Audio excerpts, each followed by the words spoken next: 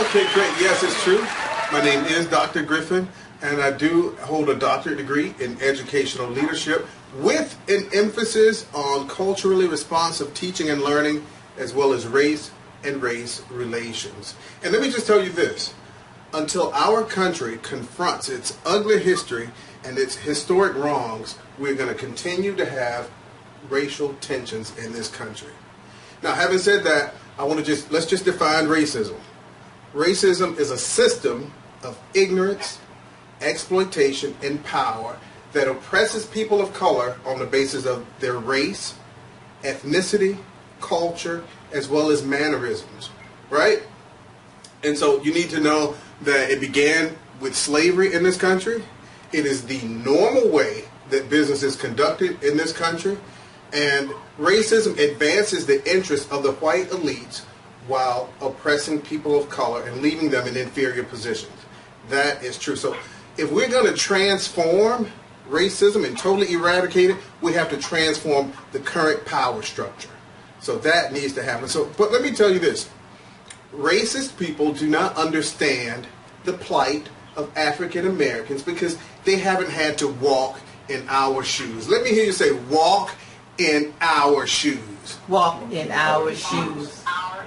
That's right. They haven't had to have a denial of educational benefits because they haven't had to walk in our shoes. They haven't experienced intergenerational poverty because they haven't had to walk in our shoes. Therefore, I think that if we're truly going to eradicate racism, then racist people need to spend some time walking in our shoes. No, in Siberia. That's right, in Siberia. Think about it.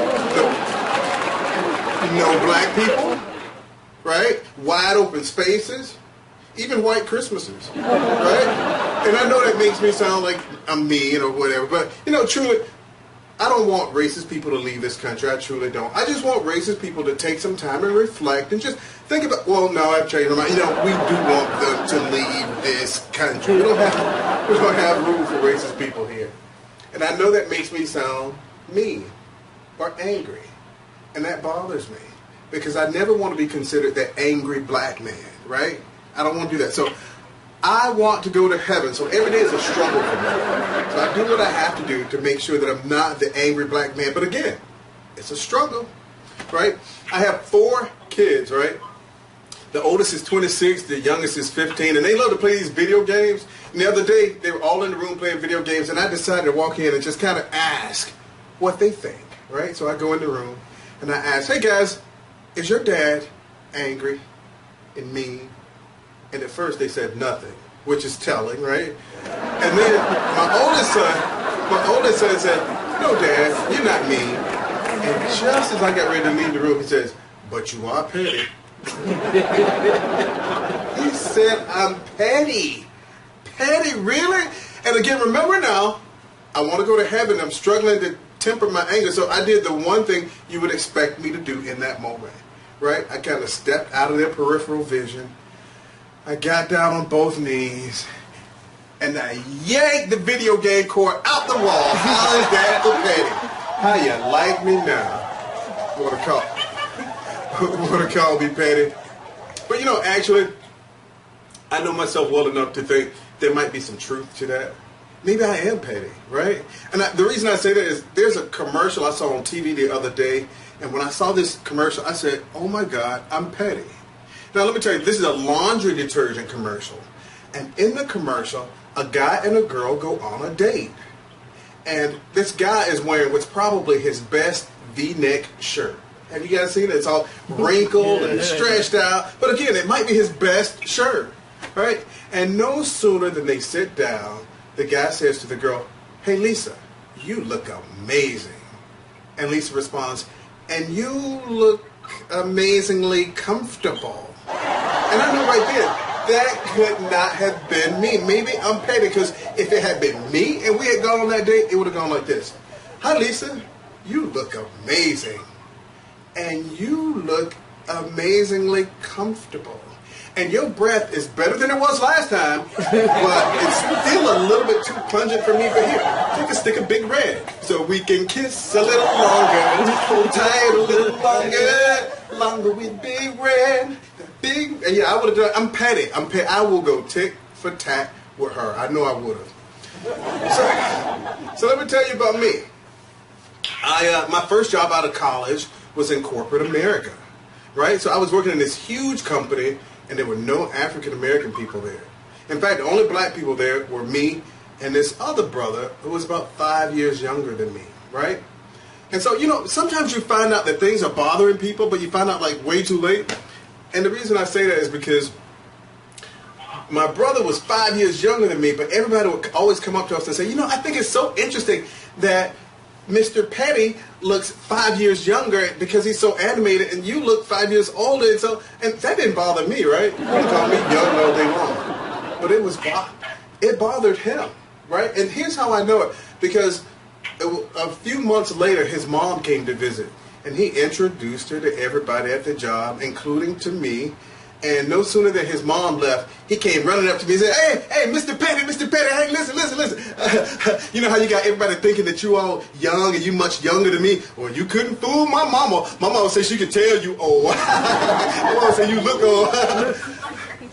And we're in corporate America, right? And you know that feeling you get that feels like horns are sprouting through the top of your skull, right? Like you're a dragon from Sleeping Beauty. You guys know that feeling, right? Well, that's kind of how I felt at that moment. But again, we were in a professional environment, so I needed to conduct myself accordingly. So my response was, well, I think it's only right that your mom thinks that I look older because I actually am older than you. And by the way, how old is your mom supposed to be? Now, just so you know, that's a trick question. That's a classic setup for retaliation. And he says, oh, my mom just turned 62. And I said, 62? No, you stop. How old is your mom? He said, no, she turned 62 in August. I said, oh, I thought your mom was in her 80s. Oh, please don't tell her. I thought she looked like she's in her 80s. Please don't tell her. But again, I went tit for tat. You come for me, I will come for you. So all that happened, and we wound up fighting. But I put something on him. I put it on him, right? And there was only one person who said it was a tie, right? Okay, all right, he kicked my ass, all right? There, I said it. Shit. He won, but listen to this. I bet you he thought twice before he delivered any insults from his ugly ass mama. I bet you that. I bet he thought twice about that. So anyway, around that time I decided to switch careers. I wanted to get into education so I could support my children as they go from one grade level to the other, right? So that was my main reason for leaving corporate America. That, and I had just gotten fired because of that whole fight situation. But anyway, when I decided I wanted to be a teacher, I did a couple things. First, I enrolled in a college of education so that I can get my master's degree in education as well as my teaching credential. But I also got hired at a school district so that I could become a substitute teacher. Because the way I saw it, it was really important for me to figure out which grade level I wanted to teach, right? And the first school district that hired me was in a city called Calabasas, California. So I don't know if you guys have ever been to California, but to Calabasas, but it's probably the richest and the whitest city that's in California. So you got people like Kim Kardashian lives there. You got Justin Bieber and these kind of people. The only black people I ever saw worked way in the back of McDonald's making Big Mac sandwiches, right? If that gives you any idea of what Calabasas is like. But anyway, I was really excited, right? And again, no black people around. And at that time, my hair was in a style called twisties. They were short little twisties, right? And, the first time I got called to go to a school as a substitute, they called me to be a third grade substitute teacher. And the first day that I reported to that job, the little white boys, they thought my hair was cool. They all wanted to touch my hair. They would give me fist bumps. They asked me if I'm related to Kobe Bryant, that whole kind of thing, right?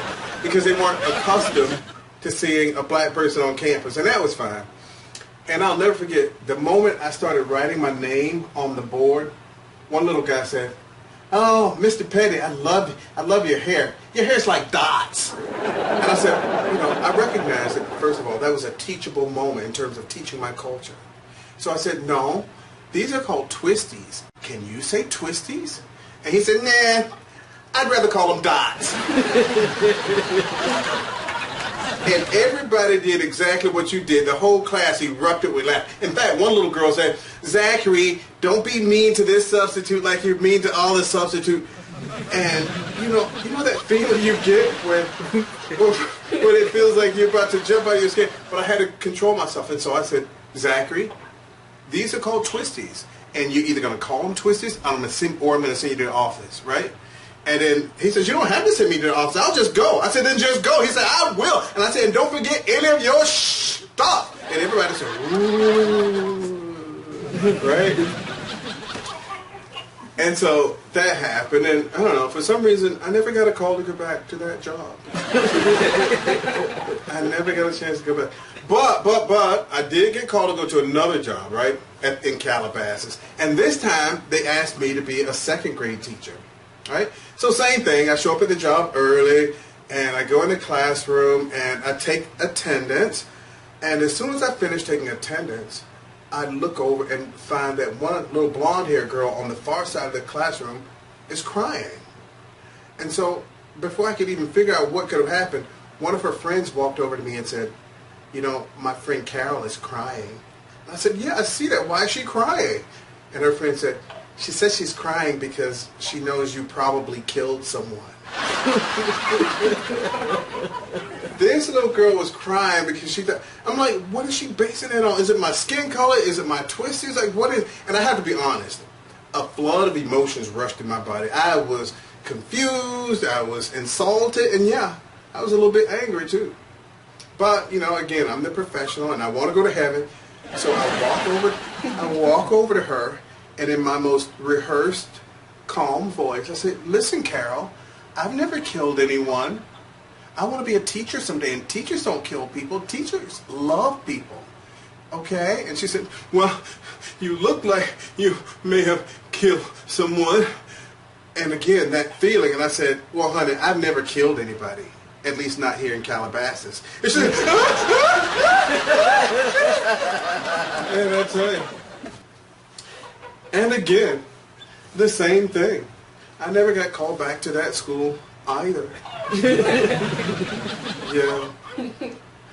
But, here's one thing I noticed, though, whether, at an elementary school or a high school in Calabasas, my own observation is that a lot of those rich white girls are really, really sensitive, so you have to be really careful, right, if you look like me, right? And they're sensitive and they're overly complimentary. And I'll never forget, one day at a high school, I got to tell you this, one day at a high school, I was just like writing the lesson on the board, and all I could hear out this other ear was, "Oh, I just love Becky's hair. It's so thick and luscious. Oh, no, your hair is better. I love your highlights. Oh, no, but your eyes are dreamy. But no, look at your eyes are to die." But I said, "You know what, guys?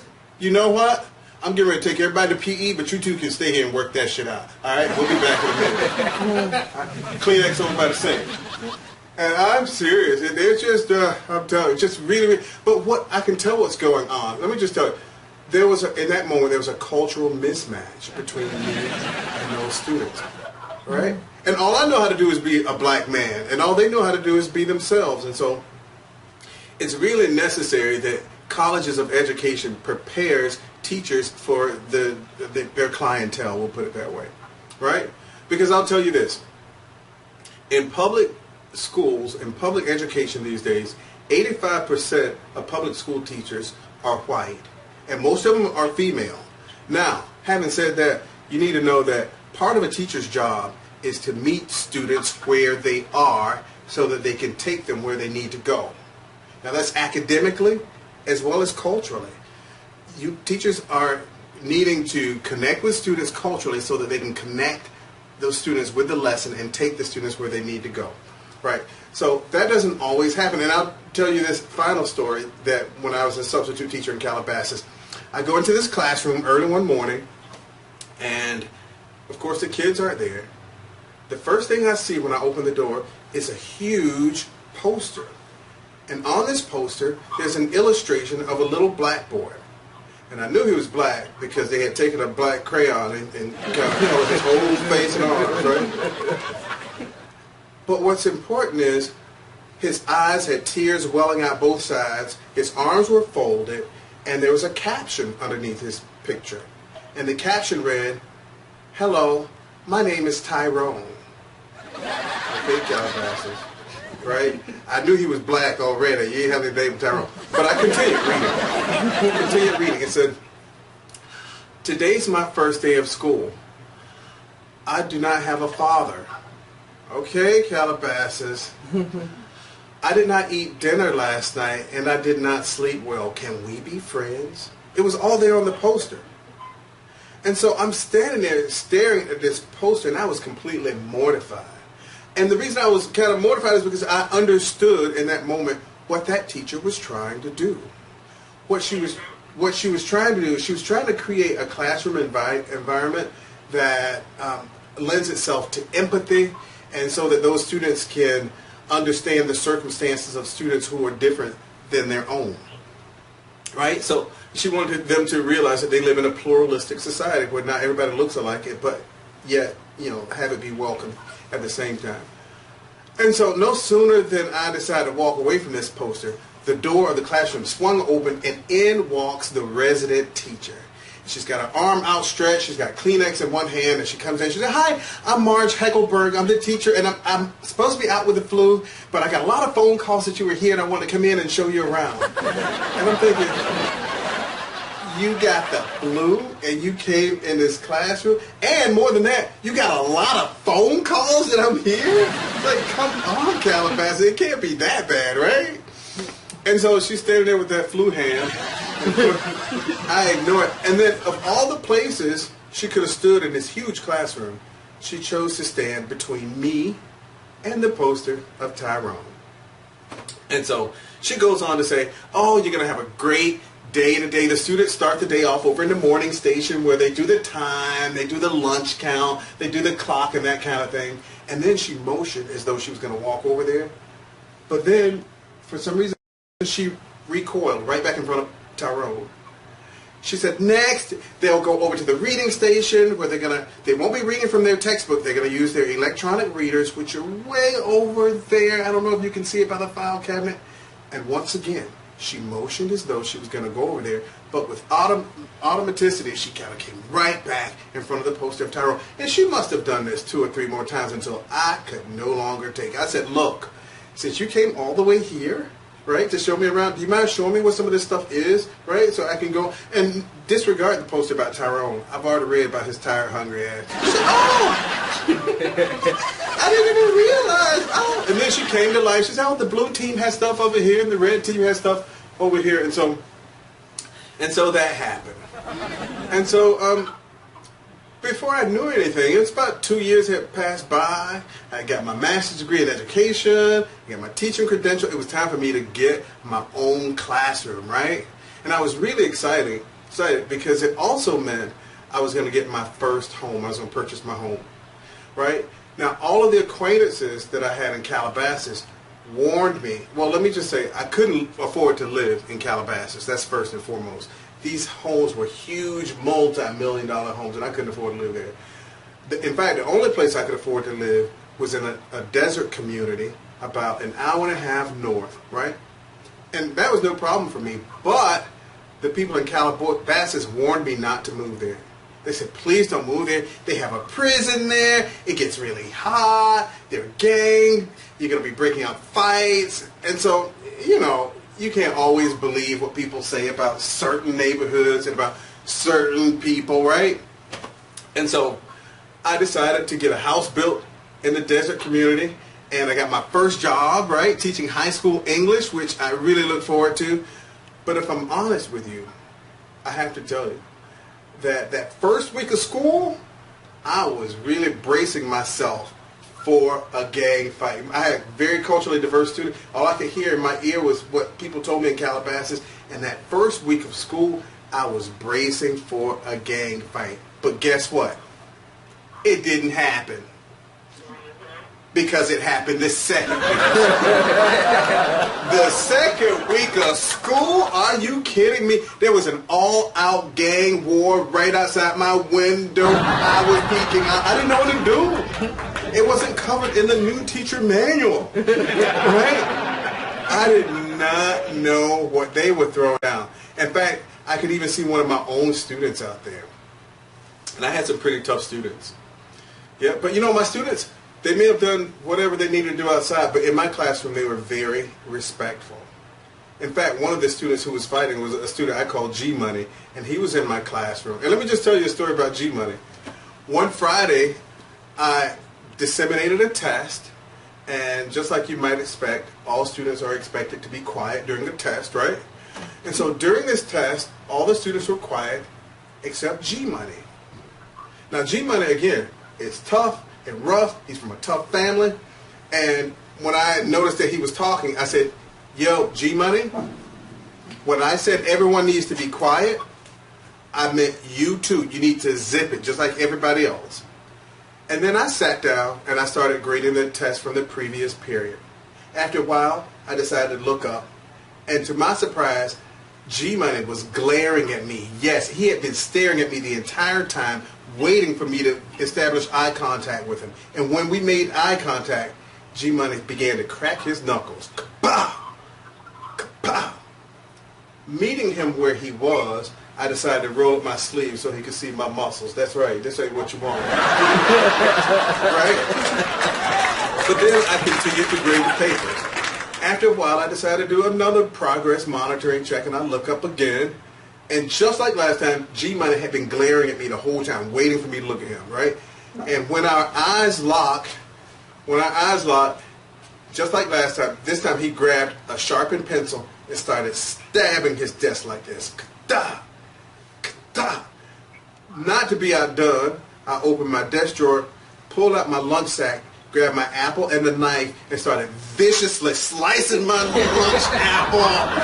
G-Money said, this nigga crazy, this nigga. I dropped the knife. Students were looking at me. I was looking at them. I said, G-Money, is everything okay? And he continued to laugh. He said, yeah, you crazy. My bad about the language, you crazy. And when the bell rang, I stood in the doorway like I always do, and I said bye to everybody. But when G-Money tried to pass by, I said, yo, G-Money, lunchtime, you need to come in here and take that test because I know you can pass it. You're too smart not to take it. And guess what? He did. He came back and he took the test. Because I'm going to tell you, that first year of teaching, I learned a couple things. One of them is this. Students don't care how much you know until they know how much you care. And you could take that to the bank. And he took that test. The other thing I learned that year, is that there's a thing called an achievement gap. There's an achievement gap between black students and all the other student groups, where black students are at the very bottom in terms of testing. And you got the whites at the top, you got the Latinos in the middle, and you have African Americans at the very bottom. And when I learned about that, I even asked my principal, so what are we going to do about it? And she kind of looked at me like, well, that's what we hired you for, right? And so, but I accepted it as a challenge. And it was at the beginning of the school year, I took all my books home and I began to devise lesson plans where my culturally diverse students could see themselves in the lesson. I taught them how to critically analyze that literature. We had very structured and formal debates, and my students for 2 consecutive years outperformed all the other English students at that same grade level for 2 years. And we would have done it a third year, except the third year, the school principal and the assistant principal told me that they want me to teach honors and advanced English, which, I had mixed feelings about because, I accepted the position actually, but, and the students learned a lot, but I had reservations because I could no longer work with the culturally diverse students that I wanted to work with. So I could no longer help to close that achievement gap, right? But at the same time, to me, it seemed that the key to closing the achievement gap lay in being a school administrator. After all, school administrator had the power of the purse, meaning they were spending money to send people to training all over the place, right? And so I studied and I became an assistant principal in another school district, which was another hour or so away. But I was excited. I got a job as an assistant principal, and I was going to learn how to close this achievement gap between African American students and all the other subgroups. And I considered that to be a very worthwhile goal because nobody else seemed to really care about how to close that achievement gap. And more than that, the current principal, even at this new job, the current principal, when I asked him what we were going to do to close the achievement gap, he just shrugged his shoulders. But let me just go back a little bit. Nobody was doing anything to help close the achievement gap, yet we were spending money to help all the other student groups. That means we were sending teachers of advanced students to training to help that student group. We were sending teachers of English learners to special trainings to help those students do better. We even sending teachers of special ed students to special training to help that student group, but we weren't doing anything to help close the achievement gap between blacks and all the other groups. And so that's why I decided I wanted to learn what I could do to close the achievement gap. And again, when I asked my current principal what we're doing about it, all he did was shrug his shoulders. And so, if the definition of racism is a system of ignorance, exploitation, and power, then my principal's response of shrugging his shoulders, that's an example of the ignorance. After all, what he was saying to me by shrugging his shoulders was, sure, I'm empowered to affect positive change for student outcomes, but when it comes to closing the achievement gap between African American groups and other groups, I'm ignorant as to what should be done. That's what he was saying. And so I decided I needed to take matters into my own hand, and I did some internet research. I found a training for achievement gaps a couple counties over, and I went to my principal. I was really excited. I said, hi, Mr. Principal, will you send me to this training so I can learn to close the achievement gap? And I'll never forget his response, because it was in the dead of winter, and what he said to me was, sure, I'll send you to that training, but first I need you to do a few things. I said, what? Well, I need you to make sure that the heater's working, make sure that the girls aren't twerking, coordinate the fire drill, find out who is selling pills, meet the students at the gate, make sure that they all feel great, call the parents on the phone, see if they can chaperone, and all these things. His list of directives for me was so great, I thought he was kidding. I almost started dancing. Meet the students at the gate, make sure that they all feel great, call the parents on the phone, see if they can chaperone. I thought he was kidding, but he wasn't. Right? And so, oh boy, that was a rough year for me. But let me just tell you that we've discussed the definition of racism being a system of ignorance. We talked about the ignorance, right? That's the principal not knowing how to close the achievement gap. We talked about the power. That would be the principal not sending me to training so that I could close the achievement gap. But what we haven't talked about is the exploitation. We haven't talked about that. Now, when I talk about exploitation, I'm not talking about the blatant exploitation of the enslaved African people in this country from 1619 until about 1865. I'm not talking about that, right? The exploitation, and that was horrible and egregious, by the way, but the exploitation I'm talking about in this instant is the exploitation of white power that happens all the time. This white privilege that's extended to my white brothers and sisters just simply because of the color of their skin. In other words, they didn't do anything to deserve a white privilege. They didn't earn it. It's just something that's given to them by this horrible system called systemic racism. And so I want to give you an example. When I was assistant principal at one particular district, I'll never forget, one of my high school students set the locker room on fire. He set it on fire. Now, anytime a student sets any part of the campus on fire, it is supposed to be an automatic 5-day suspension, no questions asked, right? And of course, as assistant principal, it was my job to contact the parents and make them aware that their child is receiving some discipline. And I'll never forget when I tried to contact that parent of that student and tell them about the 5-day suspension. She was not having it. And I think it was because of my color. I really do. And she said, there's no way he's serving your 5-day suspension. I want a meeting with the superintendent. And so let me just tell you this. The parent of that student was a white woman. My superintendent also was a white woman. And I'm clearly a black man, right? And so being born and raised in this country as long as I've been here, I recognized immediately that I could not afford to have these two white women get on the same page. Otherwise, I could lose my job, and I'm not even the one who started the fire, right? and so, the day of that meeting, I decided, you know what? I need to make sure that they do not get on the same page. And so I sat close to the superintendent as we waited for the student and the parent to show up. Finally, in walks the student, and in walks his mom. Now, his mom at the time was knitting a lavender-colored scarf, right? It's like, who does that? So that's what she was doing. And no sooner than she came in the door, the superintendent said to her, "That's beautiful." The mom said, "Oh, thanks. I always knit these around Christmas time." Superintendent said, "Oh, really?" Mom said, "Oh, yes." I said, "Oh, shit." They were forming a bond right before my very eyes, and there was nothing I could do about it. I decided to start the meeting. I began to read from the student discipline history, but the superintendent interrupted me. She said, "Mr. Pettit, do you mind going to your office and bringing back a copy of the school's vision statement?" I didn't want to meet these two people in the same room. So I said, "You mean now?" She said, "Of course now." And I almost asked, "You want to come with me?" But I knew that wouldn't have gone over well. So I rush into my office, and I'm searching for this vision statement. Finally, I find it, and I rush back to the meeting room. But before I could get to the door and open it, I heard laughter on the other side of the room.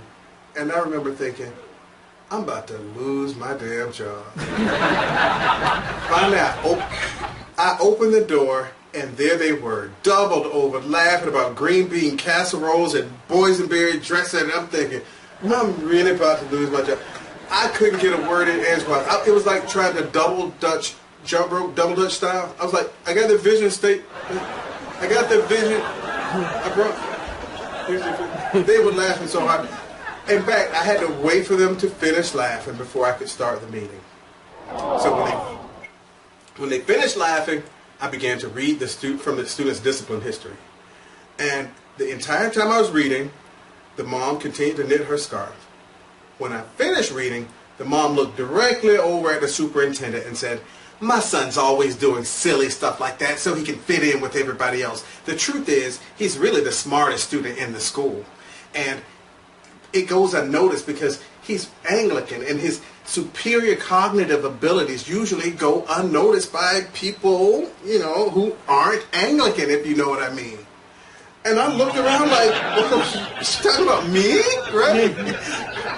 I was pissed. I looked over at my superintendent, and for some reason my superintendent was just nodding along as though she was in a trance. I was pissed. I started hearing African drums. The same kind Miss Taylor heard in the Color Purple movie. Right? And this mom continues to go on about how her son is so superior cognitively because he's Anglican. Before I knew anything, I said, that's a coincidence, because the last student I suspended from the same room was also Anglican. Imagine that, 2 Anglicans being put on suspension in the same week. And then I looked at the student, I looked at the parent, I looked at the superintendent, and suddenly I could no longer hear the percussions. In fact, the superintendent was looking at me as though I had said something inappropriate. And, to make a long story short, that was just one of the last things that happened before I got fired. Before I resigned. And so, around that time, though, I decided that I still really wasn't learning the kinds of things that I wanted to learn about how to close the achievement gap.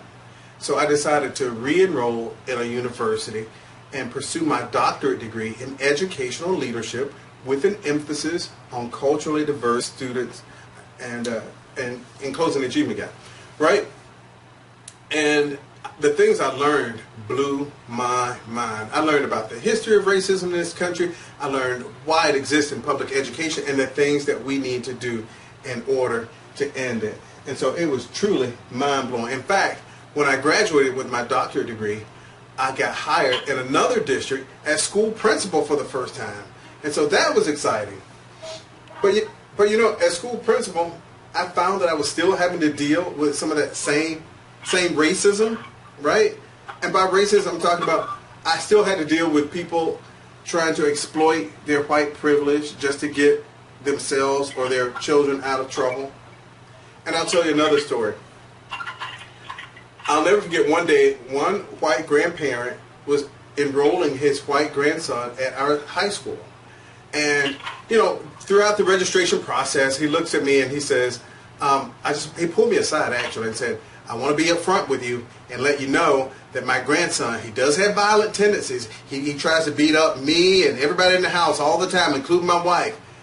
And I said to him, listen, Mr. Smith, if your child has these violent tendencies, this is not the right school for him because we have a zero tolerance policy when it comes to violence.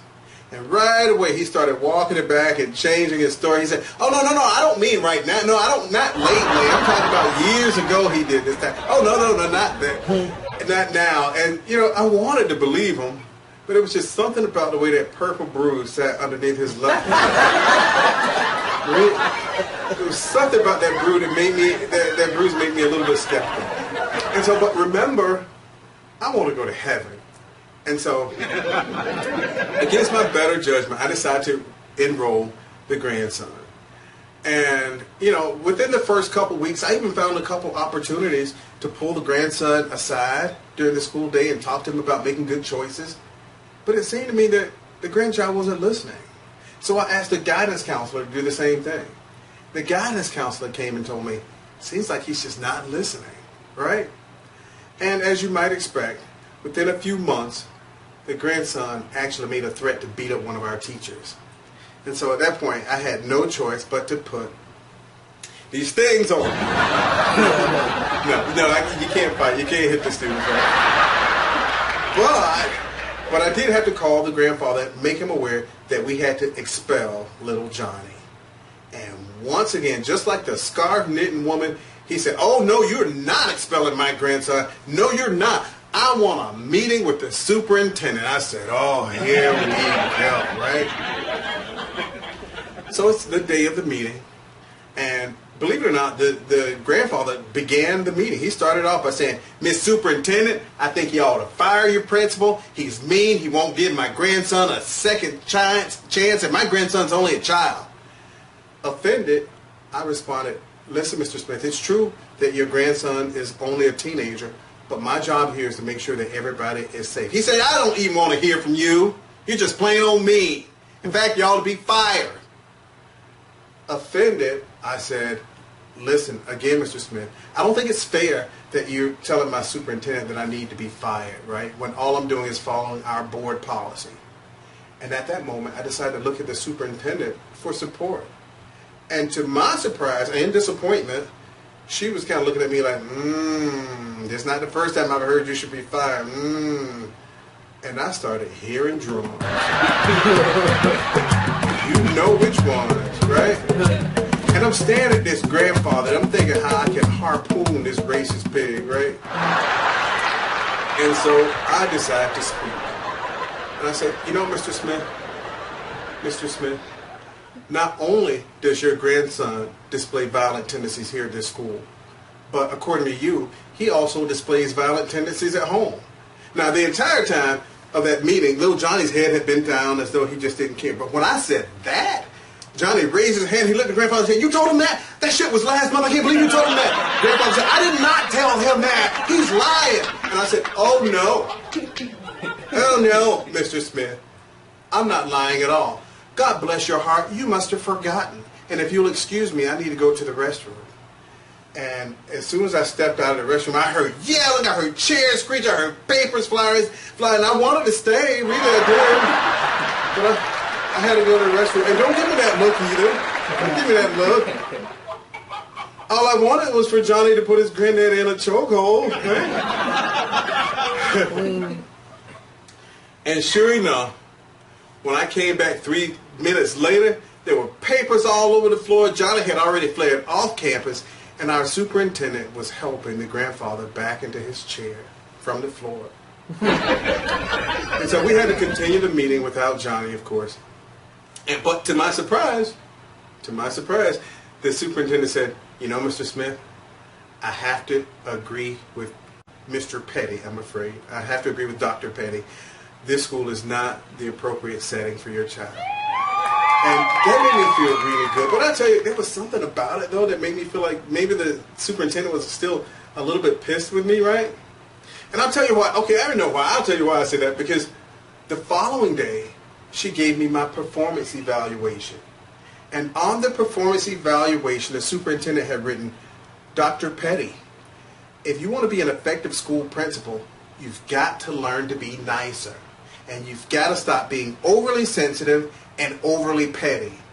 Overly petty! There's that word! Oh my God! Right? And I was surprised, right?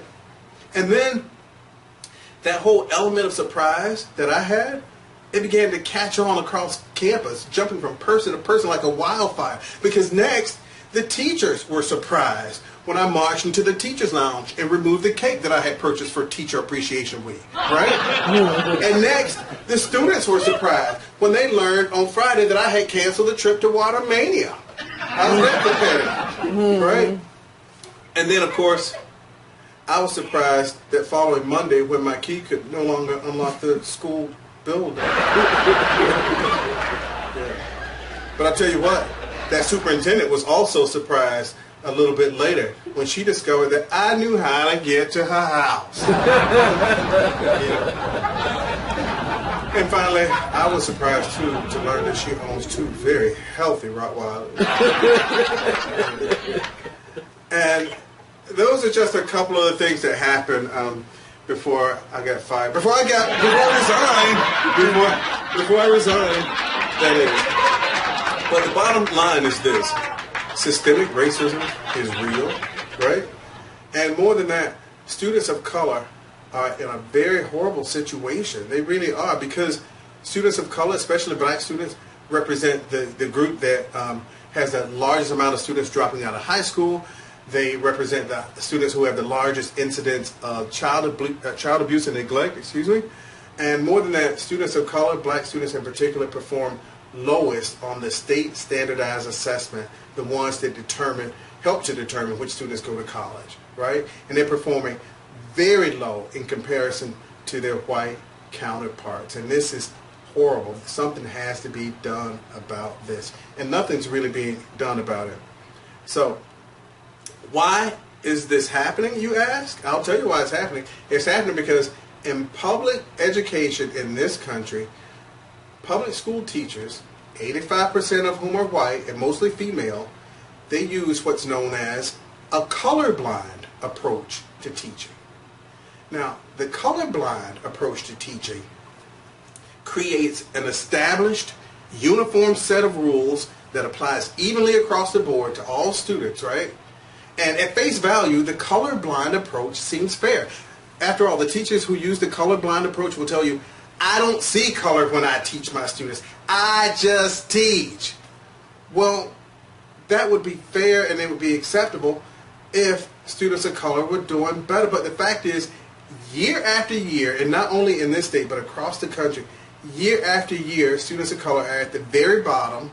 And more than that, these teachers receive these results every year, and they see that these students are at the bottom, yet nothing is being done. They're continuing to use the same approach to teach. Why? It's because public education is a part of this country's systemic racism. It truly is. Because remember, systemic racism advances the interests of the elite, which in this case are the white students who are doing well on these tests and who are going to college in record numbers, right? So, you might ask, what should we do? Well, as parents, there are a couple things that you need to do. We need to continue to make sure that our children have structure in their lives. That means making sure they go to bed at a certain time, make sure they wake up at a certain time, make sure that they have the tools that they need.